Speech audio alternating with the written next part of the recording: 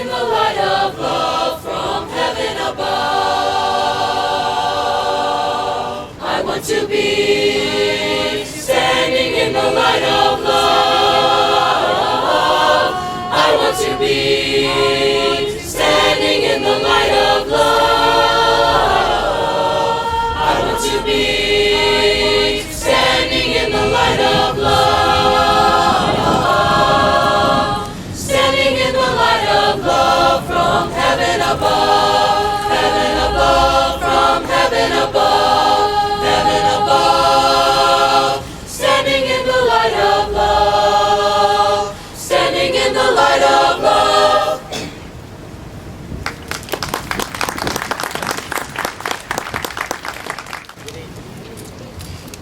Can we get another hand for the Maroon Magic Choir from Nova West High School? Beautiful. I'd also like to thank you, Reverend Santos, for doing our opening prayer to begin this ceremony. We may have an issue with the wind here, but we'll do what we can. Reverend Santos is the senior pastor of Grace Church in Fairview Heights, and we really appreciate you coming. My name is Darlene Jones, and I'm the Executive Director of the Violence Prevention Center. October is Domestic Violence Awareness Month, which is why we all are here.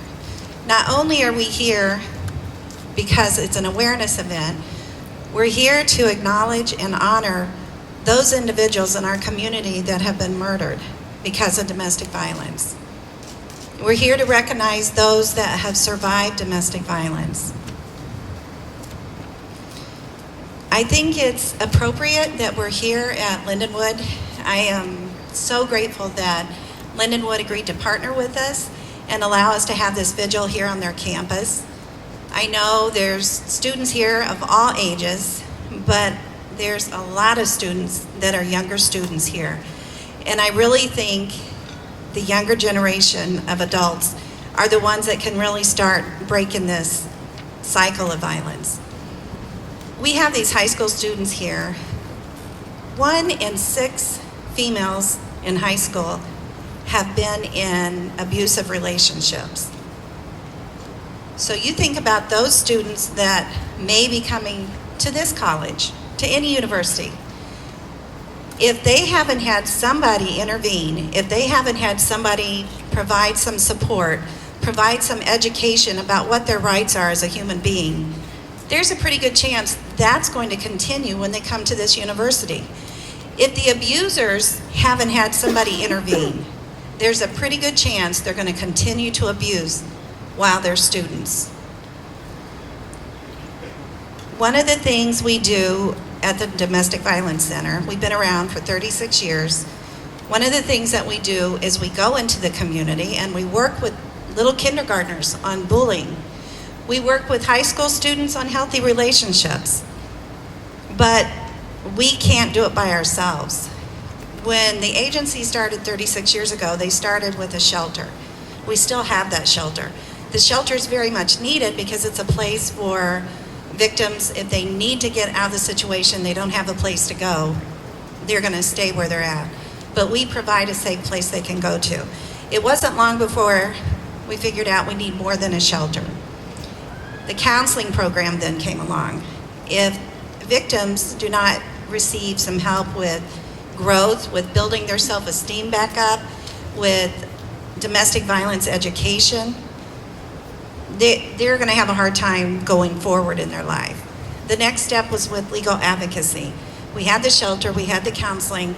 We need to help them in the court system. We need to help them fill out orders of protection. I don't know if anybody has ever been through anything like that, but there's a lot of paperwork. It's very intimidating. The language is intimidating, and their self-esteem is shot. So to go to the courthouse and fill out that paperwork is pretty scary stuff. So we have legal advocates that go and help them fill out the paperwork. They help them determine what are the things that the judge needs to hear to grant this order of protection. The things that victims of domestic violence go through are so horrible to us, but can become so normal to them that they might not even recognize that as the judge needs to hear this. So we help them with that process. We are in the courtroom with them when they go in front of the judge, just so they have support in there. That still isn't enough. We are so fortunate to have the leaders in our community provide the support that we need to lock these abusers up. We need the police department to work with us, and we need to work with them. We need the state's attorney's office to work with us, and we need to work with them. And we do have a community where that's happening. I'm very proud to say, I belong to the Illinois Coalition Against Domestic Violence, and there's about 50 agencies across the state that belong to this coalition. We are one of the cutting edge areas in the terms of the relationship that we have here. But we need more than that. We have the shelter, we have counseling, we have legal advocacy, and we have the support of the community officials. But we need the community.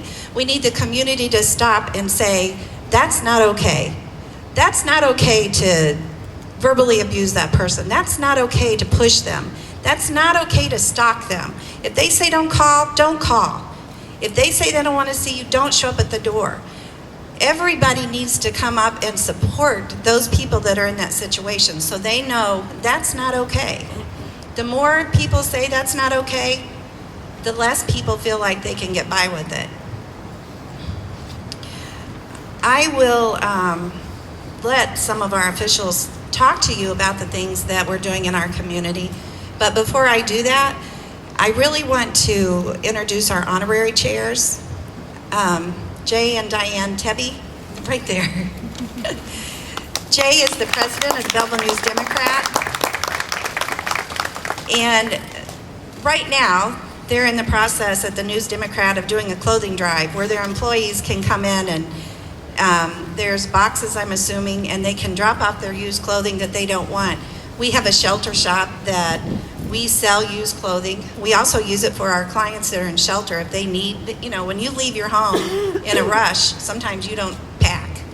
You're out and you have nothing. Your kids have nothing. So the shelter shop is a place where we can help provide them with clothing. So that's a great way to support what we're doing. They've also supported us in their marketing piece in their paper with our fundraisers. We appreciate the support you've given us. We can take all the support we can get. Thank you. I also would like to introduce Peggy Lewis-LeCompte, 10th National President of Top Ladies of Distinction and former International Officer for Alpha Kappa Alpha Sorority. Try saying that 10 times fast. And Reginald Riddle Young, Alpha Phi Alpha Fraternity. These two individuals have the 3 years previous to this. Yay, Reggie. The 3 years previous to this, they put a lot of time and effort into helping us put this vigil together.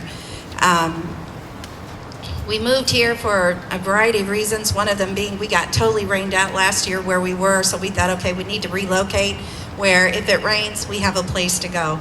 But these guys have been very instrumental in helping the previous ones be successful, and I truly appreciate it. Thank you.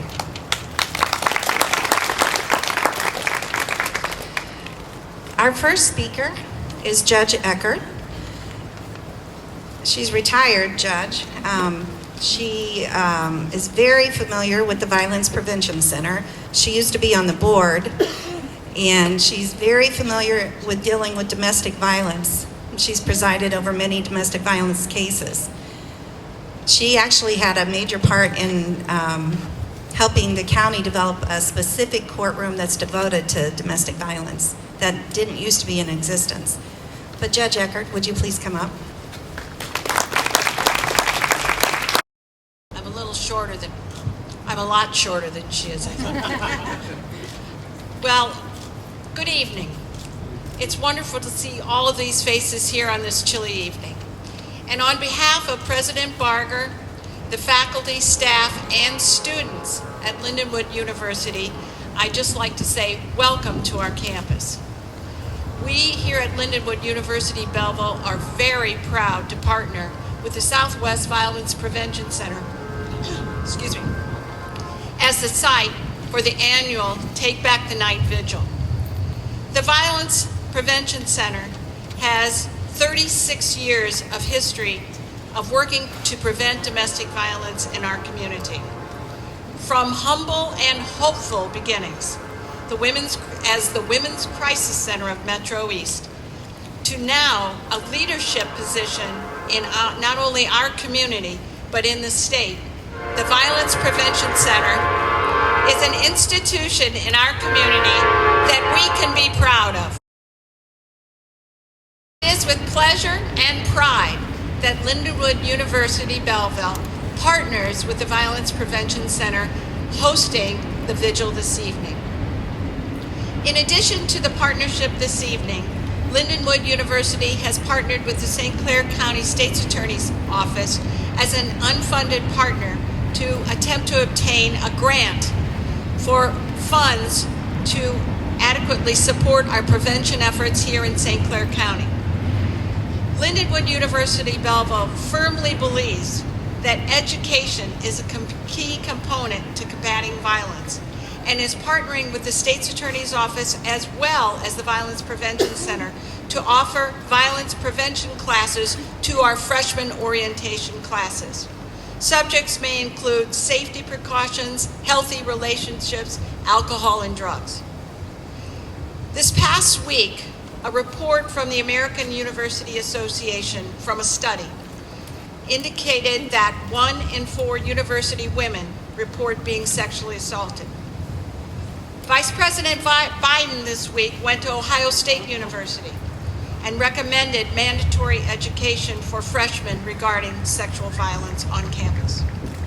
Here at Lindenwood University in our community, with the State's Attorney's Office and the Violence Prevention Center, we are already taking steps to implement such a learning experience for Lindenwood freshmen.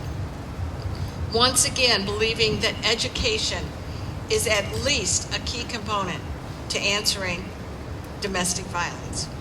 Again, on behalf of President Barger, the faculty, the staff, and the students at Lindenwood University, thank you for coming, and we're glad to have you on campus.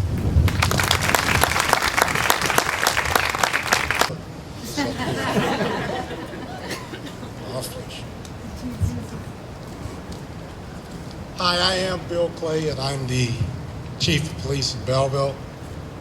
I have some sentiments that I want to share with you, and I would like, if you guys have not, take a look at the facts and the statistics that is in the handout, the pamphlet, as far as domestic violence goes. I look at this as a law enforcement officer, and that sort of narrows my scope, but it's important that you guys know how we think about these things. Domestic battery, first of all, is a very private crime, very private. It's predicated on the exploitation of a victim's relationship and the feelings that they may have for the offender. And that's very important. Often the victim is dependent upon the offender for financial security, or they have children together. It's that relationship thing. It is also a crime of gradualism.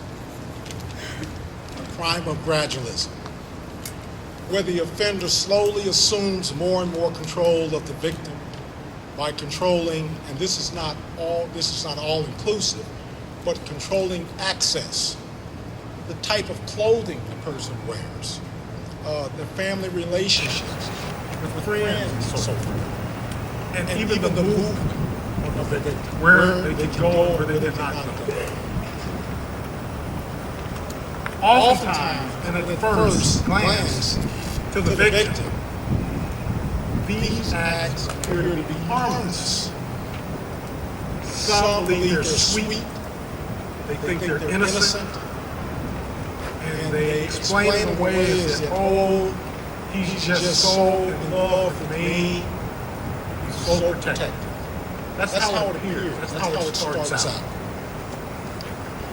The first physical attacks, they're minor, normally minor in nature. There may be a restraint hold on the victim, a minor slap to the face, a push or shove, pulling the hair, but immediately explaining what they did. The victim slowly becomes acclimated to this behavior and explains away with excuses of the offender's actions, and they often blame themselves.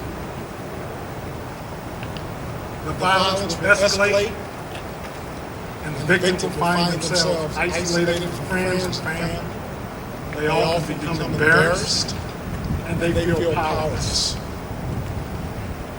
And see, that's what makes domestic battery so sinister, because it creeps upon you. That is why, as Darlene said, and I truly believe this, it is a community problem. The community must be a part of this, and they must help to put an end to this type of violence. Neighbors must be willing to call law enforcement when they are witnesses or hear disturbances take place. I know that people don't want to be snitches. I am imploring you to be snitches. This is important. Friends and family must do the same thing. You have to call. We need the community to be a part of this. And when I talk about law enforcement and how we run our department, it is important that law enforcement officers be sufficiently trained. They have to recognize domestic violence indicators, and they have to be able to see the wolf in sheep's clothing. It's important. Many of these people are very manipulative. They're very good at what they do. So it is important that officers see this. They must arrest offenders when probable cause exists. They must do this, even if the victims object. And oftentimes they will object. But the officers must see this and how the mechanics of this works and go forward. And I want to say one more comment here, and I'll go sit down. There has been a lot of movement by cities to implement crime-free housing ordinances. It is extremely important for cities when they craft their ordinances, which we have done in Belleville, to be sensitive, cognizant when putting these together, that we must protect the victims of domestic battery from eviction. That's important. We cannot overlook that. We must never fault the victims for domestic battery. Thank you.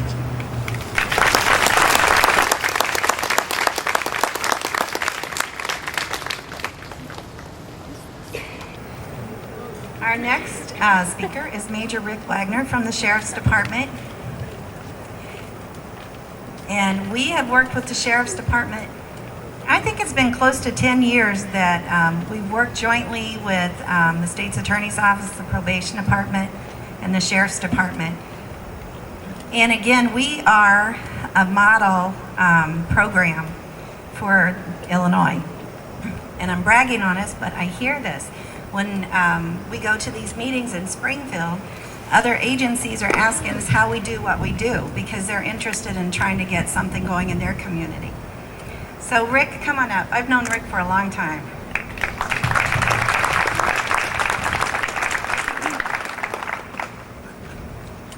Good evening, everyone. When Darlene says she's known me for a long time, we've been friends and known each other all the way back. I've been a police officer for 32 years, and I've known Darlene for at least, I'm going to say 25 to 27 of those years. And she is really dedicated to what she does. She really means everything she says comes from her heart, and every minute of her day is for domestic violence victims. And I commend her for that. Please keep it up. The St. Clair, first let me apologize. Sheriff Watson wanted to be here tonight, but he is out of town currently with the major case squad. He's on the board of directors, and they have their annual meeting, 2-day meeting out of town. He had to be at, and I have no problem coming in his place. He wishes to thank everyone for being here and keep up the good work. We at the St. Clair County Sheriff's Department have been teamed with Brendan Kelly and the State's Attorney's Office for years. We have participated in a unit that's called the Domestic Violence Unit, where we have 2 patrol deputies, uniform officers, that their job constantly, dedicated every minute of their workday, is geared towards domestic violence. They serve OPs. They make sure that victims have whatever they need, including rides to the State's Attorney's Office for interviews, to court for any court hearings they have, serving OPs, again, to help protect them.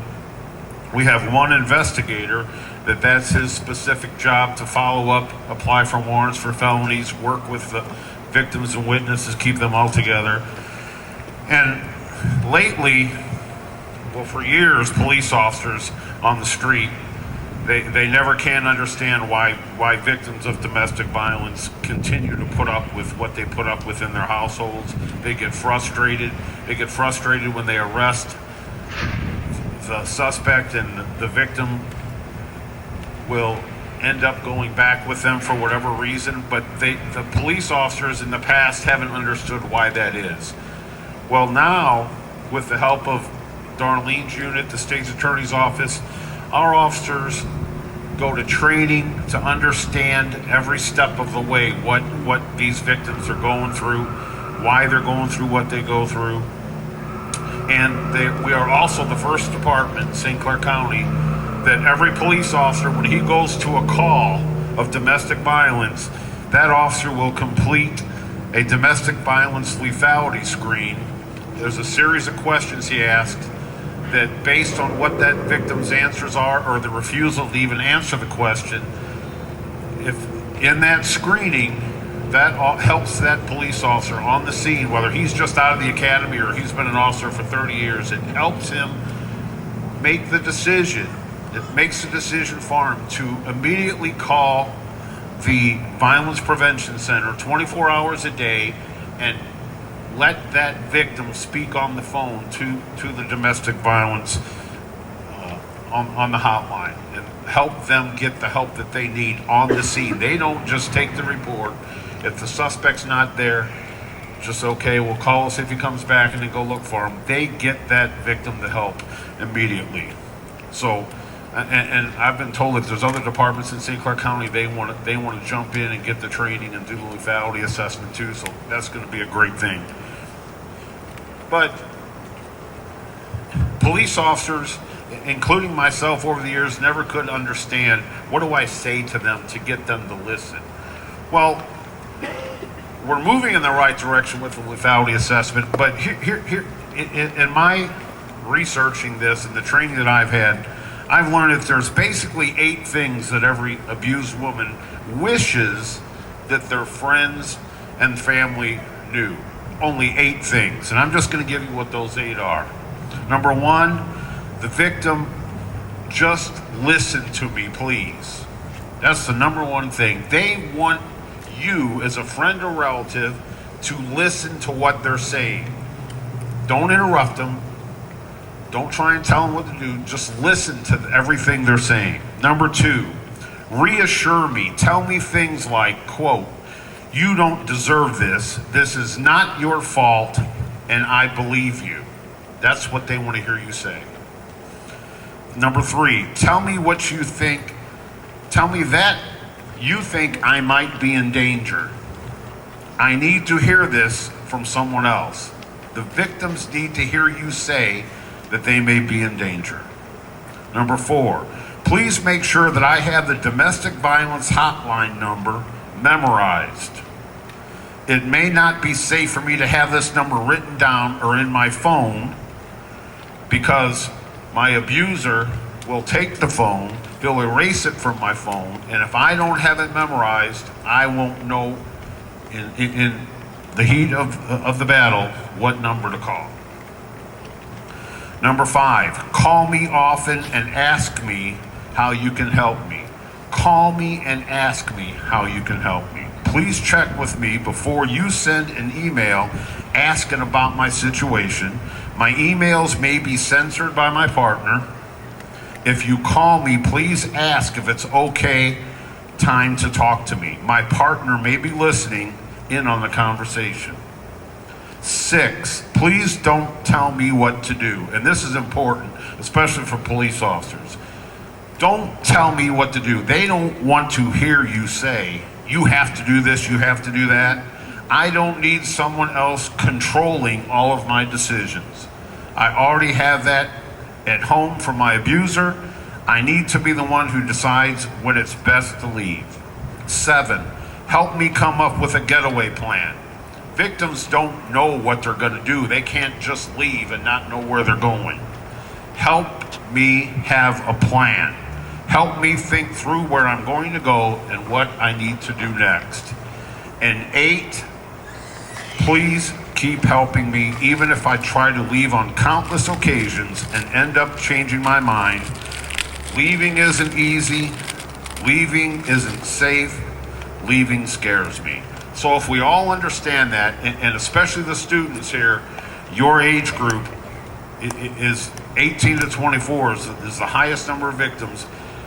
Your friends, your relatives want you to know those 8 things. And if you need them, come see me at the Sheriff's Department. I'll make copies for you. Again, Darlene, thank you for including us in this. And anything we can do for you, please don't hesitate to call us. Thank you.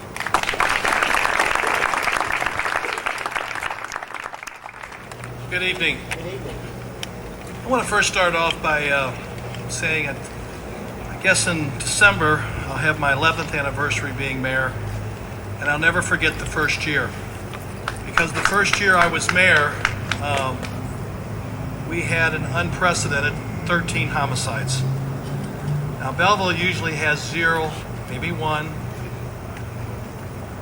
knock on wood. That's our average. But the first year I was mayor, we had 13. 11 of those 13 were because of domestic violence. Every time we turned around, we were facing families and people just devastated. And we had a quadruple homicide, we had a triple homicide, we had a double homicide.